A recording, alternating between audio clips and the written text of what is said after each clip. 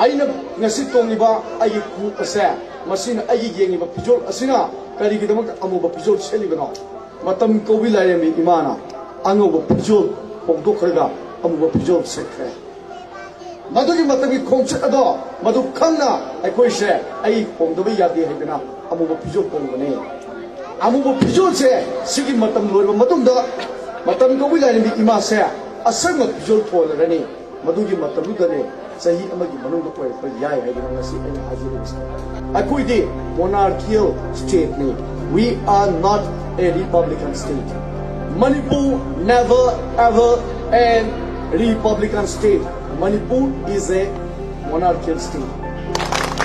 Aduna kingdom the pan the kari kowe raja kowe.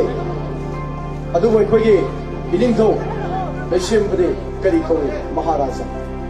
That's why we are not the kingdom, we are empire. I could say empire.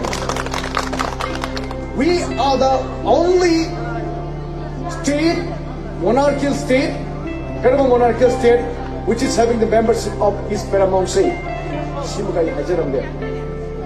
Aduna, I in a series of visual asigi, one to Pune, Meeyamda, whole and the Tatchari say, I am nothing but I am a warrior, landing your enemy.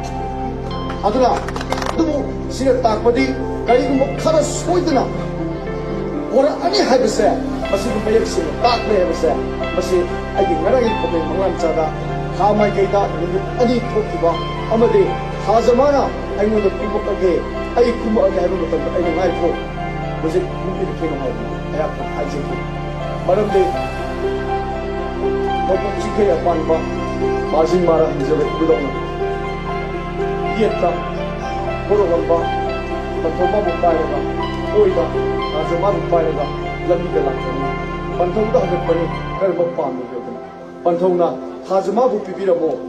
Haina haiba dege thaja di lobu ya de thaja di kuman chirong bagi na heaven aduna ninga sai aina kholau lau matamda kuman chirong bagi lau ji thibado madu mayam na lana lobi yo kari gumba ya asoi angam yau hi batare ga su ai kursi gi oijage kana da su matu mamen amata ya su on jawai adubo ngasi ekoi ge mang de leba kangla sage mamit oi thamba yet thamba kangla sage mamit yet ta sari ba khoye do khoi du gi pakum lai Madugi Pakum today, Hojik Muktahi, Taha, and Pongia Potate.